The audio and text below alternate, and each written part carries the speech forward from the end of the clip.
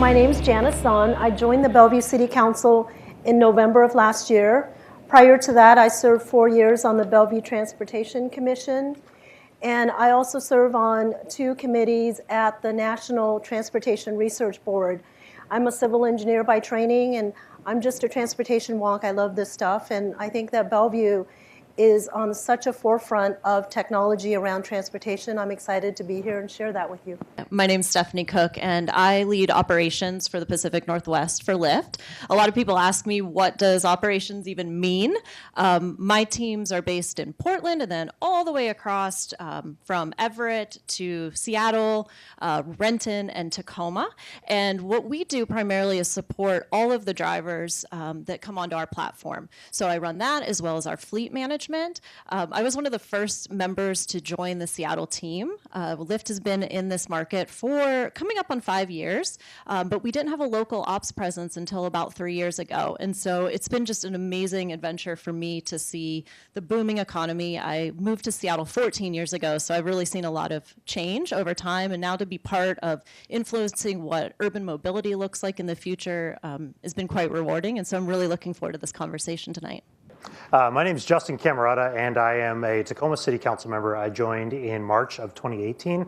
My district is District 2, which, if you're familiar with Tacoma at all, that covers downtown Tacoma, so the University of Washington, the Port of Tacoma is down there.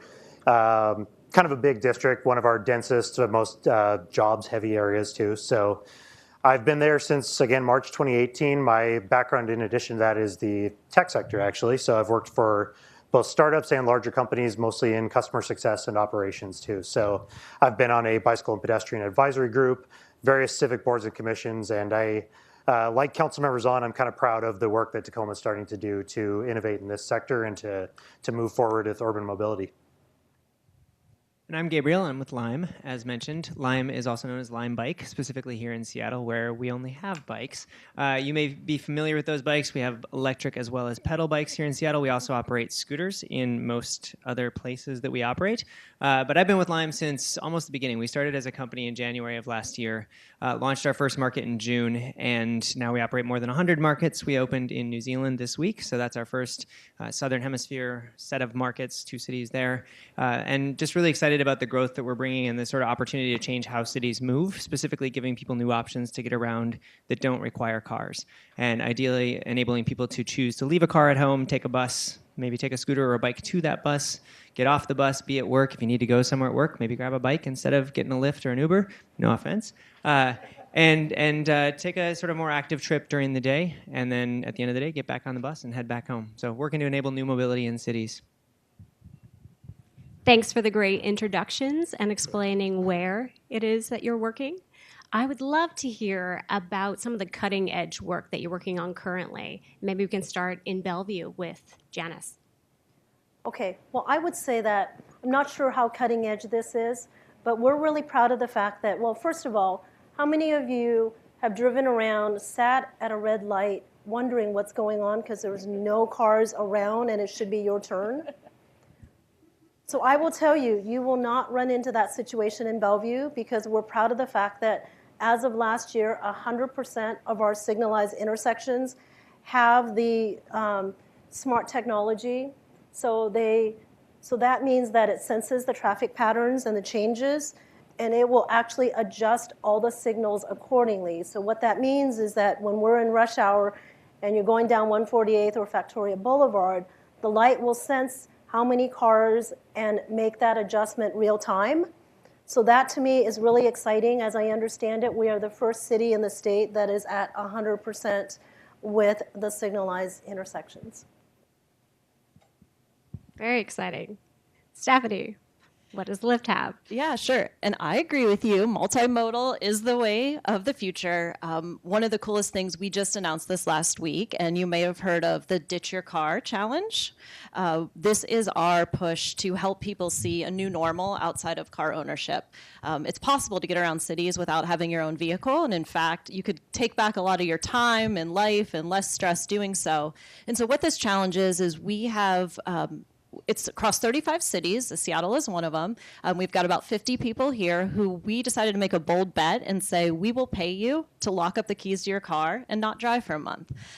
So we are providing a Orca pass, Lyft shared ride credits, Zipcar membership and credits. And then in some cities, there's also bike share involved as well. And so this is a chance for people to see how possible is it for me to do all the things I might need to do. It's an honor system. So we'll be tracking with the participants as they go through this and at the end to just really understand the impact and hope that this starts to change behavior. Because I think the biggest thing we're up against now are people understanding that there could be a new normal, and there are other ways. And so I think these types of initiatives are a great way to get people to kind of switch it up and develop new habits. Well, somewhat relevant to this room, Tacoma was one of the first city actually in Western Washington to create a regulatory infrastructure to allow Limes, not just e-bikes, but also the scooters. So as of this month, we have both Lime and Bird scooters actually in our downtown core, and they're spreading around our neighborhoods, and they're doing really well there. But beyond that, though, I think Tacoma's always had a really good history of innovation, particularly in the transportation sector. We've partnered really closely with Sound Transit for several decades. We were actually the first city that they were able to create an in-city streetcar light rail network. So we have one that runs from Tacoma Dome Station all the way up into downtown. That's going to be going up into the Stadium District, which is part of my district, and then up into Hilltop as well. And that's the first project of its kind that Sound Transit is doing within a city. We also recently hired a new director of Tacoma Public Utilities, and she's advised us recently she wants to place a new special focus on smart cities initiatives. So similar to what Bellevue is working on there. So I look forward to seeing what comes out of that. That's great. So similar to what the others have said, I think a lot of what you're hearing is a key theme as leadership. And Stephanie talked a lot about the need to change behavior and to teach people kind of how this new paradigm can be possible. And I think a lot of that is making options available, helping people see them and see how those can fit into their lifestyle, giving them a chance to try them. Seattle led a year and a half ago now on creating a dockless bike share permit. So it was the first major city in the U.S. We're only the fourth city we ever opened with dockless bike sharing. And Seattle's regulatory framework has continued to lead and be sort of a showcase. And so that's one of the things I was really proud of is that a year ago, Seattle led. A year later, Tacoma has really been leading on sort of taking the next step on that and looking at how do we continue to grow this? How do we try things and learn things? Acknowledging, I think, from the get-go that we don't know everything and sort of none of us do, but we've got to try, right? We've made these massive commitments as cities to reduce carbon, to reduce transportation inequity, to reduce congestion. If you tried to drive anywhere in Seattle at 5 o'clock on any given day of the week, you know what I'm talking about. So from my perspective, I think the thing I'm proud of, to your question of like big initiatives that we're doing, is really just trying to change the paradigm. And to do that takes collaboration, it takes working together. I would say if you take all the things we've done so far in Tacoma, in Bellevue, all the things you've done to some degree, all of us are still just a drop in the bucket because there's so much work to be done. So it's a lot of how do we help people see a new paradigm and help them sort of try that paradigm to see if it fits. Well, trying to get people to see a new paradigm and being technology and mobility leaders. I also noticed that all four of you each are considering underserved populations as you're building out new policies and adding new products to your suites. How are you considering the needs of people who might be underserved as you work at Lime? Starting with Sure. Gabriel. You get to hear me a lot for this term. So how we're starting to think about service. Well, I think there are a few answers to that. The first one is that bikes inherently have long been a tool of social equity. If you look back at the history of bikes, they were an enabler of women getting out of the house 140 years ago or whatever it was. So starting with bikes for us was really a neat sort of statement that way and something that we took to heart as a company. So equity is one of our core sort of goals as a company. To take that sort of further and more intentional than just we have bikes, we have a few things that have been first for us. One is the Access Program, which is a program for people who are qualified for federal or state low-income programs are also qualified for access, which means they can access our bikes without a smartphone. They can do so without a credit card, and they can do so at 50% utilization cost. So our bikes, our e-bikes, our scooters, the next product, which we'll be unveiling here in Seattle in a few weeks, all of those things are 50% off normal cost for people who qualify. A couple other firsts that we're really proud of from an equity perspective. We were the first to launch bike sharing in the U.S. on a Native American reservation, so in the Reno Sparks Indian Colony. And we were also the first in the U.S. to bring bike sharing to military communities. Specifically, Naval Base San Diego was the first one, and then others have since followed. So really have tried to focus as a company on that. We, as an industry, are still figuring out what data looks like in terms of who's riding our bikes. We try not to collect data like that because we don't want to hold too much personal information. But we're getting more and more out of surveys that show that specifically with the scooters, but also generally with dockless mobility, more people of color, more women, and more people of lower socioeconomic status are riding than historically have ridden bikes, specifically in cities where often it's dominated by males in their 20s to 40s who are white. Yeah, so Tacoma, we have a long-range strategic plan. We call it Tacoma 2025. And one of the components of that is we have to view everything through an equitable lens. So we actually have a department. It's called the Office of Equity and Human Rights. And they are really critical to everything that we've been working on and focusing on. We're in the middle of our biennial budget season right now. So we're crafting that big 2-year document. And they've been part of asking every single department when they submit their proposals for the budget, how are you working with an equity lens? How are you reaching out to underserved populations? And this goes from every level of government. So that goes from media and communications down to public works, down to transportation, down to public utilities. So Tacoma is 40% people of color. It's substantially lower average area median income than Seattle and Bellevue. So thinking about how to serve those populations, it is really core to what we do. And part of my district includes the zip code 9402, which Curbed, the real estate blog recently said, is one of the most gentrified zip codes in the United States. So we have a really high population of homeless individuals as well as those that are students and looking for transitional housing. So that's really been a key component of it. But I circle back again to that idea of our Office of Equity and Human Rights reaching out to every single department head, including our transportation, public works, asking what are you doing to reach out to these different populations that may not traditionally be served. That's great. One of the things I think Lyft does really well is we listen to our agency partners, and we try to come up with these new approaches and solutions together. You know your communities better than we do in the public sector or in the private sector, and so it's really helpful for us when we hear what some of those goals are for the city, so we can come up with things. We'll talk in a little bit later, I believe, about some of the first last mile pilots, but for us at Lyft. Access to transit, we know public transportation is the backbone of how people get around, and so how can we help be the first and last mile to get people to the transit hubs that they may not have been able to get to otherwise? We know that helps to level the equity playing field when it comes to getting to medical appointments, job interviews, getting your kids where you need to go, and so that's one area we're really focused on. Another one that people might not know a lot about, we understand the cost of healthcare is rising, and one of the biggest areas of opportunity is just missed appointments. And a lot of people in underserved communities can't make it to those appointments because they don't have transportation. And so we're working with big healthcare providers, insurance agencies to be able to set up concierge rides, which for us means that provider can call the Lyft on behalf of the patient, not required to have a smartphone, not required to have a credit card in order to get them to and from appointments. So those are a couple of things we're doing. Finally, one of my personal goals and passions is to better serve our military community. In my opinion, our vets, our spouses, people who are in your district at JBLM don't always have access to flexible earning opportunities, don't always have access to a car. They're often being restationed. And so we're doing a lot of work down there with the USO and other organizations in order to make sure that everybody is being served appropriately. And so military has been a big initiative that I'll talk a little bit more about it later. Okay. Well, let's see. In Bellevue, I think there's a fallacy that in Bellevue only rich people live there. And one of the biggest challenges we have is that people that have lived in Bellevue for a long time, especially those that are seniors, are on fixed income. And so they have equity in their home, but they don't necessarily have a lot of disposable income in order to pay for various things. So as property values or tax, as the taxes have grown, they're really challenged with being able to pay for various things.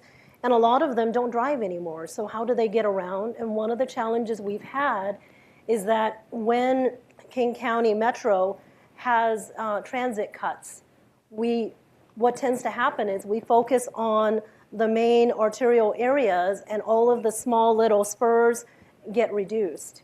So one of the things that we are really cognizant of is how do we look at all of the multi-modes that are possible? How do we partner with different partners to look at, can we do some kind of flexible van pools in addition to access that allows us to serve the underserved communities?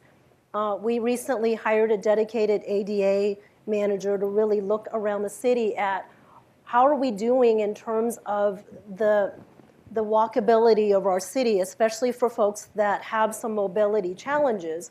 And what we found is there are some challenges. So if we're trying to actually get from one place to another, a person is not a mini car. So the needs of somebody that's walking or in a wheelchair is different. And so that's actually one of the areas that we're focused on. And then Bellevue is actually more than 50% non-white. And so we have a lot of folks that speak different languages. So what we've been doing also is working with our demographer to understand who's in our community and strategically targeting some translation materials so that that's available to everybody. The other thing we're doing too is, even though Bellevue, we pride ourselves on being high tech, and there's, we've got a It's Your City app on your phone that you can interact with the city. We are very cognizant of the fact that not every person in Bellevue has a smartphone. So we still have the snail mail, we have open houses, we have open houses out in the communities to reach out to everybody. Related to transportation, the other thing we're doing is looking at when we have big neighborhoods, then they tend to draw the largest funding for transportation projects. So we also have this small neighborhood enhancement program funds that allow smaller communities to be able to work on projects in their community. And I would say lastly, in 2016, we passed a transportation neighborhood congestion and safety enhancement levy. And part of that is actually working with discrete communities to make sure that as we have more congestion in our city, that people can discreetly get out of their neighborhoods. So we're looking at underserved communities in a lot of different ways in Bellevue.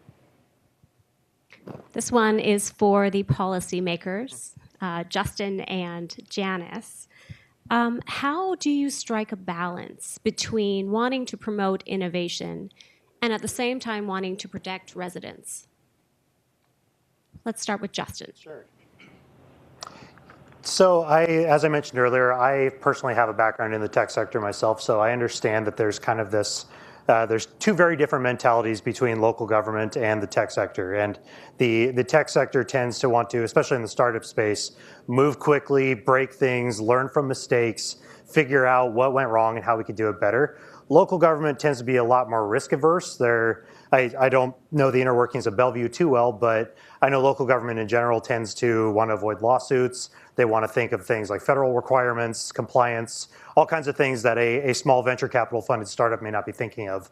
So for me, my personal approach is to kind of borrow from a little bit of both worlds. I know one of the responsibilities of being in local government is having to serve the broadest number of people possible. I do work with the businesses. I also work with the most vulnerable members of our community. So my question that I always ask when we look at things is, how can we do no harm? How can we increase services to the greatest number of people? And how can we do it in a way that's efficient and cost effective as well? So I look for opportunities like, again, I'll harken back to our pilot with Lime right now.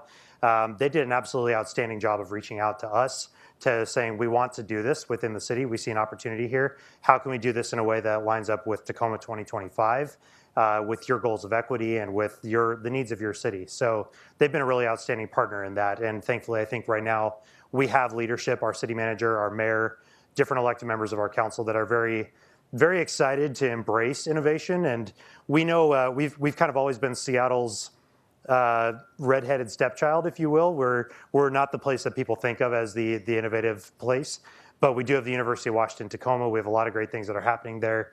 So I think there is kind of this eagerness right now to embrace things and really try things and be willing to learn from our mistakes and correct things where they don't work, but also be first to market when we have the opportunity to do that. So that's kind of my approach, and I think it's working pretty well so far. Yeah. And I would say for Bellevue, we really look at collaboration as being key and being really intentional about what are our goals in terms of mobility for all, and then how are we able to try some demonstrations and pilots. So in the city of Bellevue, we actually wanted to have shared bikes as a trial, a demonstration project. And so we were very intentional about looking at doing a right-of-way permit to allow that to happen as a pilot. Line was actually the one that approached the city once we had our regulations in place to try it.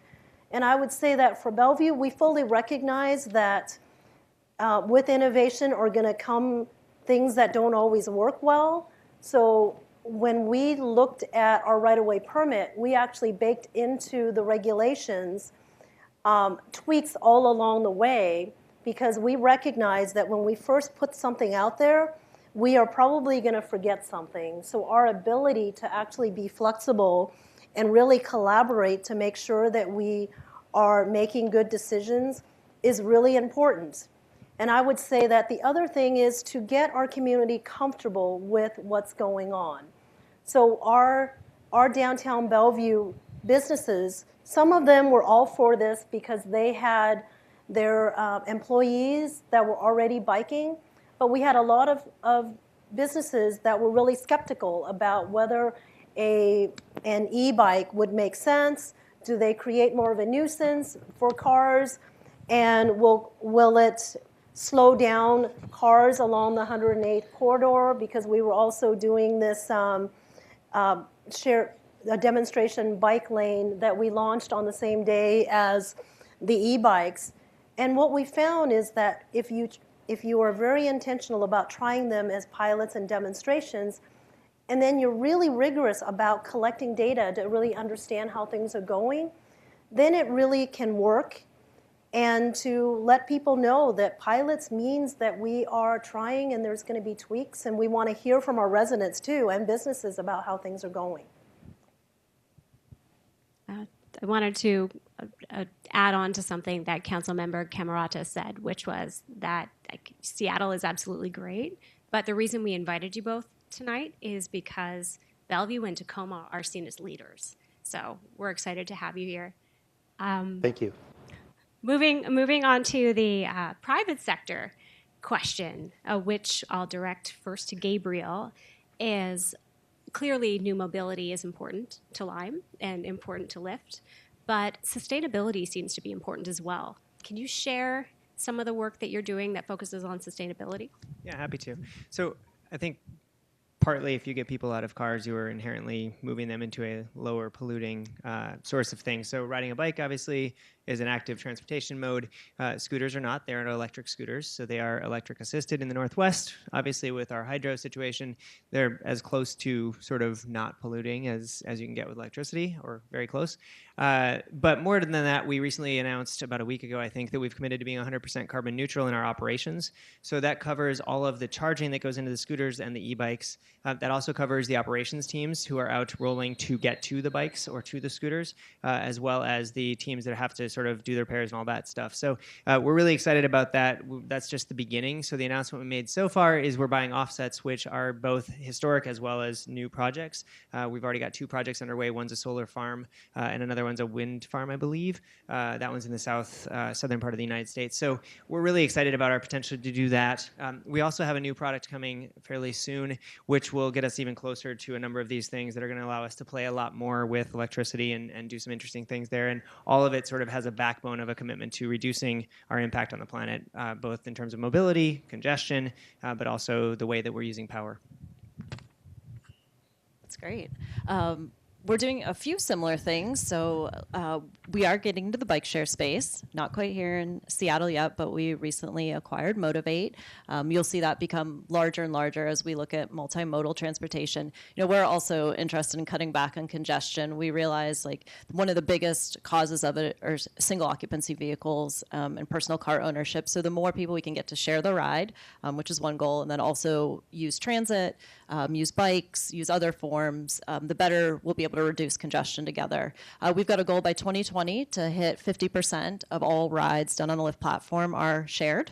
Right now, across all of our top markets in the U.S., we're at about 40%. So we still have work to do in the next year. And this is going to be a full effort from incentivizing passengers through better pricing to making the routing better. It's going to take a lot to get us there. We've also just launched some features that you can actually provide feedback mid-ride, because sometimes we hear, what if the course is longer, or that passenger actually had two people, so there'll be a little bit more accountability on riders to be good riders. Another thing we've done, we've also gone with purchasing the rest of our carbon offsets so that we're offsetting all of our emissions, as well as we just talked about, recently announced that all of our offices, our driver support centers, our hubs will all be run on renewable energy. So I'm really excited that that's coming our way as well. So those are a couple of things we're doing in this space. Very exciting. Thanks to you both for sharing. Panelists, we're going to jump to number 5 for the sake of time. And Councilmember Camarata, can you tell us a little bit about your first and last mile efforts? Yeah, definitely. So we have a few different things going on. And if you're not familiar with the concept of last mile, basically it's this idea that transit exists on a spine, if you will. So you've got your core transportation systems. In our case, we have the Tacoma Link light rail. We have the sounder that connects Tacoma and Seattle.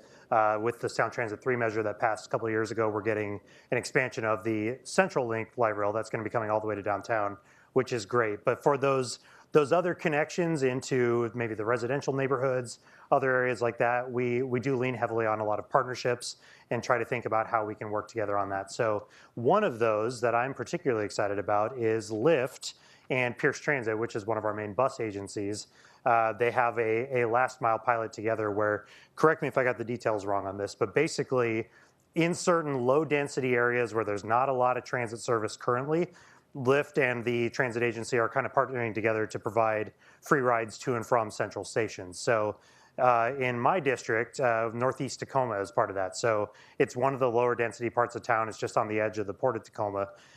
There's basically one bus route that rides there, and last I heard, it gets maybe 3 to 4 boardings an hour, which is really, really low.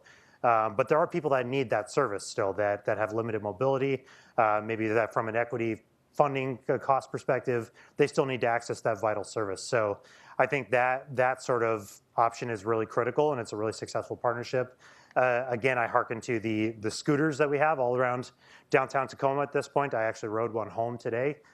From downtown, I went to a ribbon cutting and then took a scooter home, which was a great last mile option there. But Zipcar has been in our city for a long time as well. So really leaning heavily on various partnerships and ways that we can explore that last bit that a transit spine doesn't necessarily cover. Gabriel or Stephanie, do you want to add anything? I know you have many projects going on in Tacoma. I can just quickly touch base on the first last mile at Pilot. So as you said, there's 5 geo fences essentially where commuters and also Pierce College students, they can get a ride home after the bus services have stopped. So it's a safe ride program as well.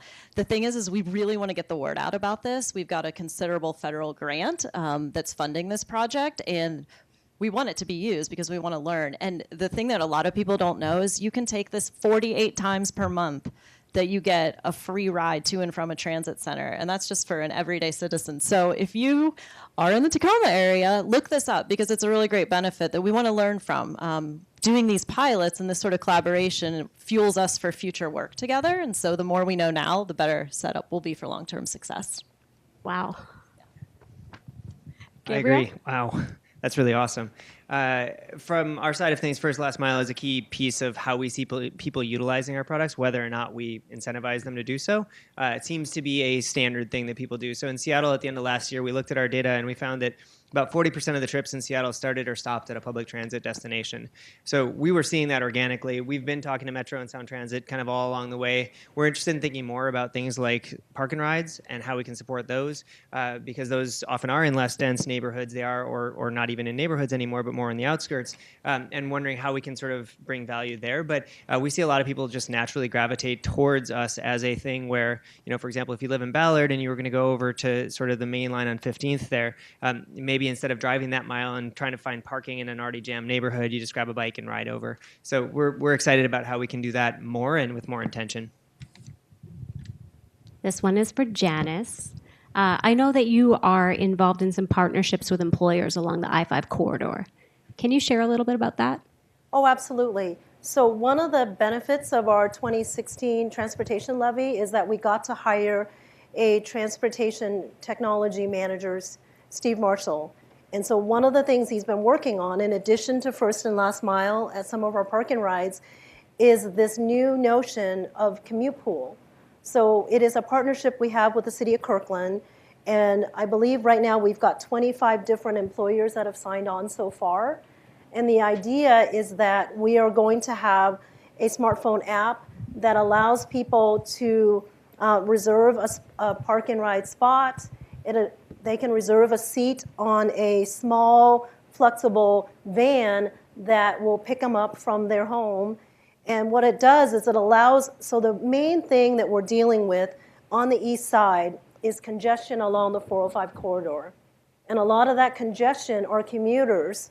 So what we realize is the most important thing we could really be doing is partnering with the employers in the area and saying, how can we get your employees to get out of their car? So if they are not within, if they are more in the transit deserts, they are not as likely to get on a transit unless they can actually get to where they need to go. And it's more than just a first and last mile. It really is along that corridor. So we're really excited to see what happens with this.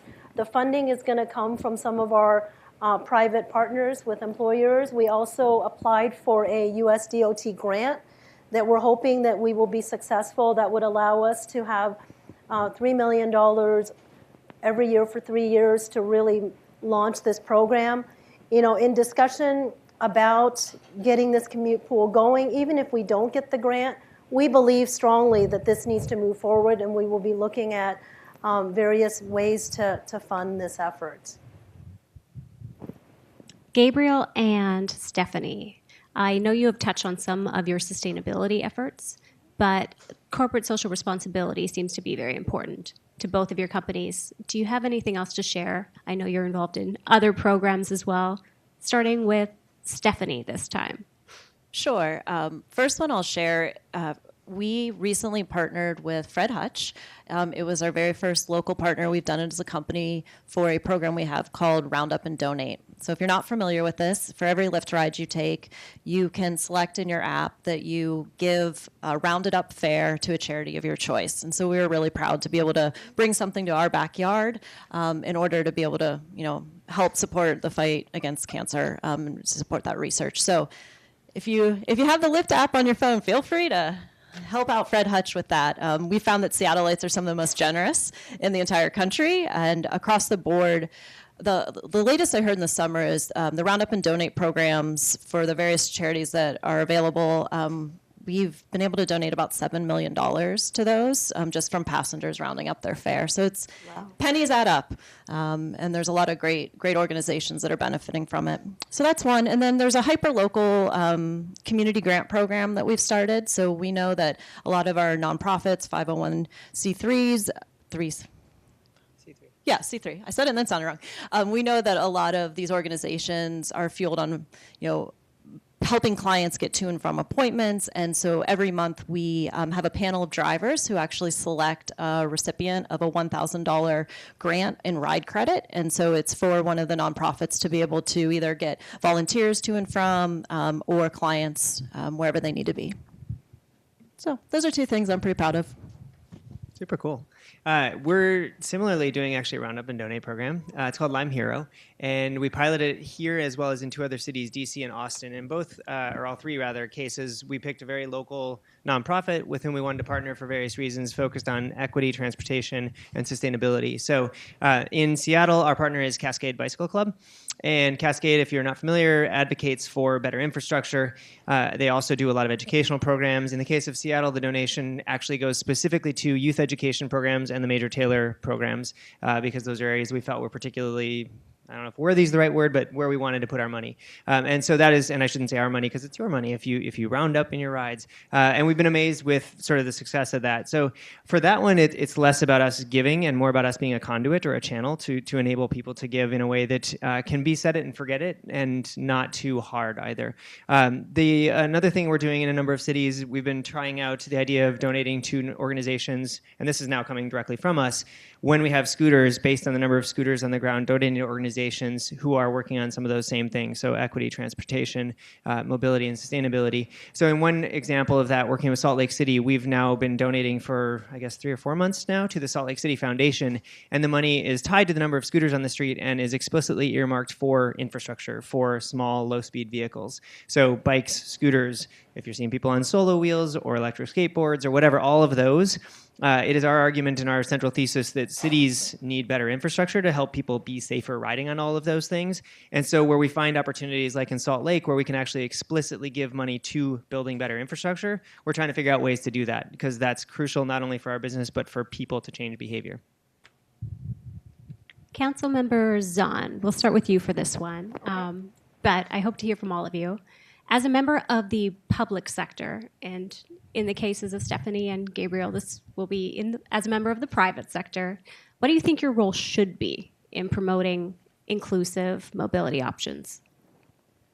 Well, I think that cities need to set the vision and the tone for what we want for our city, and we need to set that intentionality. So, for example, Bellevue believes that we need to have mobility for all and that shared mobility matters.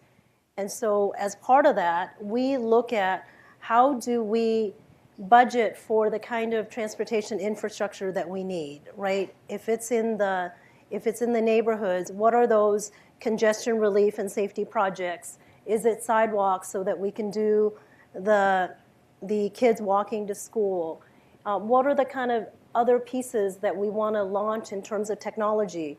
The other thing that we have been really working on is data analytics. So one of the other things we're really proud of is actually working in collaboration with UW and Microsoft to do data analytics for the demonstration bike project in downtown Bellevue on 108th. Because one of the things we really need to do is to be able to demonstrate the public value of investments. And so sometimes it can be difficult when we're trying to move the needle on mobility options and getting multimodal with peds, bikes, and cars to be able to demonstrate that, one, the demand is there, right? That indeed, if you build it, they will come and they will continue to come because they feel safer. So for example, in our downtown bikeway, we have looked at some data recently that says that with the dedicated green bike lane, there's actually fewer bikes on the sidewalks, which means it's safer for the pedestrians that are walking. And we haven't seen a reduction in the drivers feeling as though they don't feel safe being there because there's too many bikes. So I think that we need to set the way and we need to be really intentional about our vision to create the future we want. Let's jump to Councilmember Camarata, so it's easier to compare public and private sector. Yeah, I think Councilmember Zahn has it exactly right. I think part of the role of a policymaker, elected or appointed or otherwise, is to set the tone and the vision of the city and the municipality and to help carry out that vision through different policies that they enact, different partnerships that they strike. So again, Tacoma 2025, that includes a component on equitable transportation, mobility for all, and that's really important to the city of Tacoma as well. And I'll give another example. Recently, we just completed what we call our legislative affairs statement. So every year we come up with a giant document to Washington State Department of Transportation, Congress, state legislature, Governor Inslee, and say, these are the things that the city of Tacoma supports, and that we would like to see you include in your budget and in your policymaking decisions throughout the year. Now, doesn't mean we get everything that we want, but it lays forward, based on who the council is at the time, these are our priorities, these are the things we care about. So we had a very big component this year on bicycle and pedestrian and other forms of multimodal transportation as part of the vision that we laid out for our Washington State Department of Transportation. One of the things that I pushed for as an inclusion component of that was they're adding new lanes to Interstate 5 near Joint Base Lewis and McChord. In my view, that needed to be more of kind of a HOV lane so that we weren't encouraging single occupancy vehicles. We got a study recently that said 74% of Tacoma's greenhouse gas emissions came from single occupancy vehicles. So we're doing really well on industrial transportation, on carpooling, on freight, all kinds of things like that. But when it comes to car trips, we're really not doing so well there. So we need to find ways to reduce that kind of reliance. So even in those statements and in those policy documents, we need to make clear that that's what we're looking for. But on top of that too, I think there's a role for city governments to be connectors as well and to find those willing transportation partners who understand what our vision is and think that they can offer a solution. I think Lime and Lyft have both been terrific at partnering with us and trying to understand the things that we care about and the things that we're working on, and that also help them achieve their goals as well. Obviously, they are for-profit businesses, and we are not, but there's still a lot of ways that we can all partner together and help achieve mutual goals. So that's what I would say to that. Thank you. This time starting with Gabriel, wearing your startup or corporate hat. What do you feel that your role or the role of your company is in promoting inclusive mobility? Sure. The startup side of us is still very much true. I mean, we're a year and a half old, really still learning a ton, which hopefully we always will be. But I think that from the beginning, our kind of DNA is this idea of sort of doing something bigger than ourselves. And we actually just did an internal cultural sort of survey of what is it that brought us here, why are we staying, that kind of questions internally at Lime, which first of all, we're a year and a half old and doing that. I was happy just that we're already thinking about that because we are still running a mile a minute. But one of the key things that came out was I came for the mission because I'm trying to change the world, trying to change cities, trying to help people with a new alternative. And I think staying focused on that is a key piece of what makes our business work. The speed we're moving, we could easily fall apart. We could all burn out and be done. And I think the thing that keeps us going, besides an amazing set of colleagues, is that sort of focus on mission. I'd also say that I think the societal license to operate for business is changing. I mean, historically, you could sort of, a business is a business and it's separate and whatever. Today, we face a lot of challenges that are societal-wide that are not fixed by one sector. Government alone, cities especially, will not stop climate change. But cities working together, and cities working together with private sector and with citizen groups are the best chance we have, if there is a chance at all, based on the IPCC report. But so it's things like that where I feel like as a company, our social license to operate to some degree relies on us or requires us to be focused not only on the benefit to shareholders, but the benefit to society at large. I also think, though, that collaboration is key. I mean, we need cities to give us that right to operate. If they all throw up the walls, there's not much we can do about it. And so we have to work together. We have to figure out how to sort of fix some of these problems by creating a better possible tomorrow. One very tactical example of that is also a data and a tech side of it is we collect data, GPS-based data on all of our vehicles. So bikes, scooters moving around cities, they're leaving a trail of GPS. And we proactively share that with cities. So Tacoma, Bellevue have access to that data to look at it and say, for example, in Councilmember Zahn's example, where are people going on these bikes? Are they going up and down that bike lane? Are they switching to a different street? And if so, why? What's wrong with the infrastructure here that doesn't support people continuing to ride up this lane and instead jumping over here and going back again? And to me, that's just one sort of small piece of the social contract of how do we make cities better in collaboration with them, because I can't build a new bike lane in any of these cities, but if I can give them data that can help inform their efforts, that could help us all kind of do better.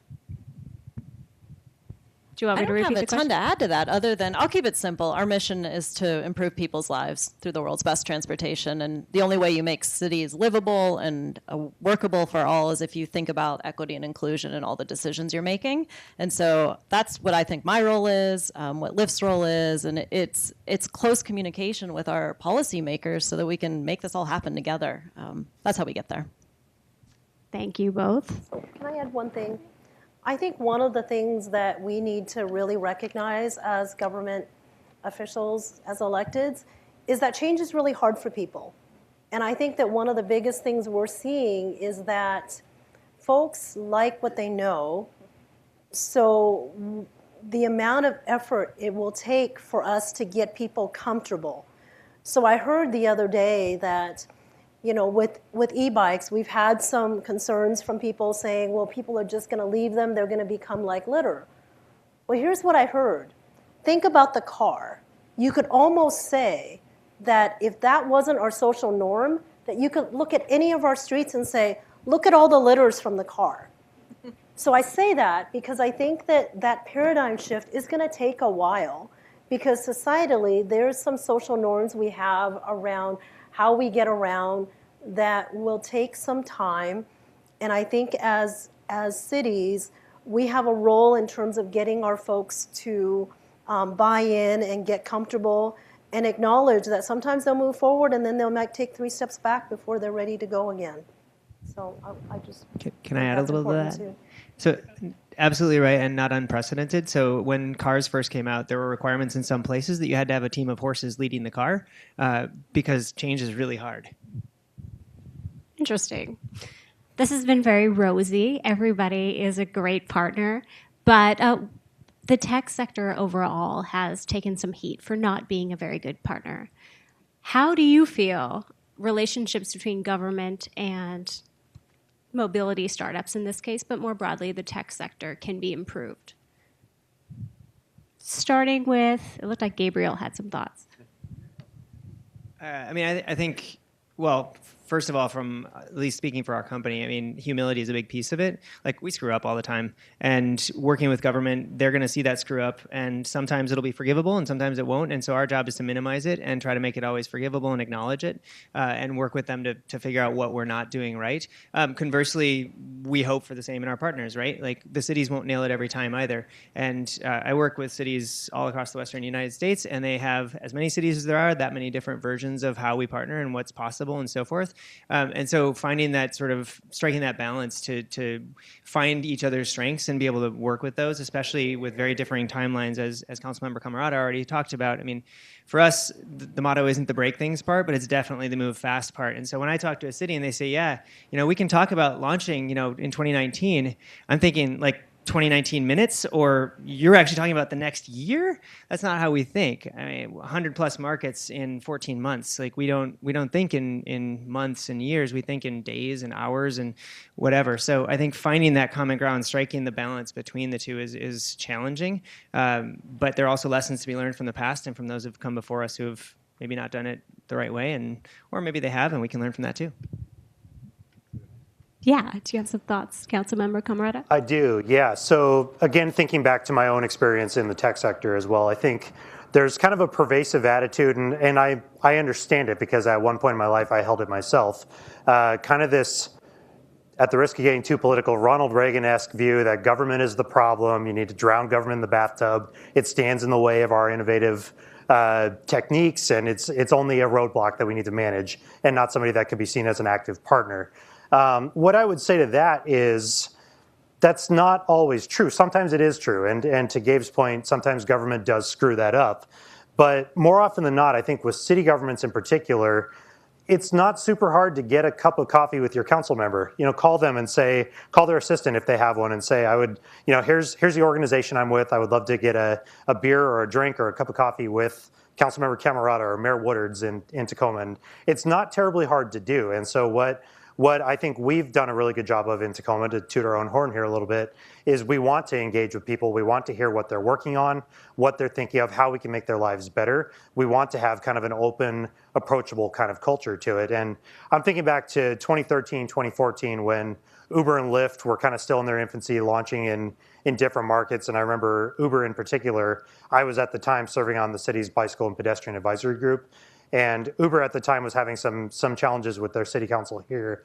And we kind of rolled out the red carpet for them when they expressed interest in being part of it. So our Chamber of Commerce, our mayor and several council members at the time, there's a giant party at the bar at Hotel Murano. They had staff from Uber that was there. And this was at a time when local government was seen as kind of getting in the way. So for my part, I think it's better to assume the best of intentions on both sides of things. For government really to reach out, look for opportunities to be proactive with entrepreneurs, with startup founders, with different people like that. And for startup founders, likewise, to rather than assume by default that they're going to be a problem that gets in your way, find out how you can partner, find out how you can work together. You may be surprised that cities may want to work with you and want to help you get going. After all, a lot of cities know that smaller businesses, as they grow and scale, that's where the jobs are. That's where the economy starts, and that's where it grows. It's not all Amazon, it's not all Microsoft. It's the 5-person startup that raises their Series B, Series C's round of funding, and eventually goes on to get acquired or go public. That's where the jobs happen too. So change your view, and that goes for both sides, myself included. We're going to transition in about 2 minutes, so to audience questions. So if you can keep your answers to a minute or so, that would be great. Yeah, I would agree with be proactive. Get out of your day-to-day and have a conversation with somebody, and you may be surprised at what you learn, and you may have something to offer to be of service to someone else in a way that's going to make all of our lives better. So anytime that we have the proactive communication, I just have found that to be the most fulfilling for both the public and private sides. Yeah, I would say, collaborate to look for those opportunities. And I think for cities to be really clear about what problems do we have that we're looking for some solutions, so we're not just grabbing onto any technology and thinking, oh, here's a good one, bright, shiny object, let's just throw this in there. That there's some intentionality, because, it takes resources to try different things. And so we don't want to to choose continually to try bright, shiny objects. So we want to have some intentionality. So we're choosing the right partners to work on things and to be really deliberate about that. Because I think if we have too many things we're focused on, it's kind of like peanut butter. It just kind of gets all spread out, and we're losing that focus. Or I guess, how do you think about those stakeholders in the future, and either that's transitioning them to using a Lyft or a Lime bike? How do you think about those types of people in the future of cities?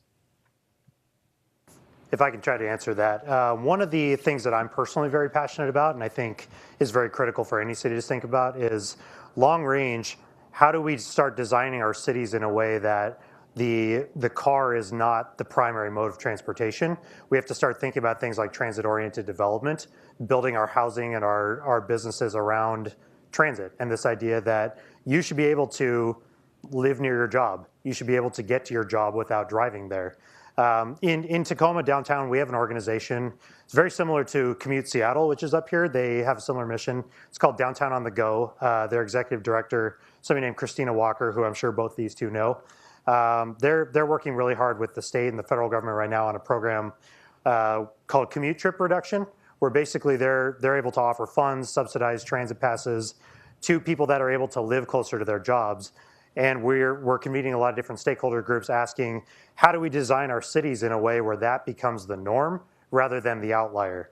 And I think as we think about greenhouse gases, as we think about climate change, Initiative 1631 is on the ballot regarding a carbon tax. Part of the ways that we're going to address that kind of stuff is not just big state level policy, but it's also in urban design standards too. So really thinking about our bike lanes, our pedestrian infrastructure, ways that you can take a scooter or take a Lyft without your own personal car being the primary mode. I think that's really tantamount. Yeah, and I would say that we found in Bellevue that we have pockets where there are people that live in downtown Bellevue that don't own cars. They're taking an Uber or Lyft if they want to get somewhere.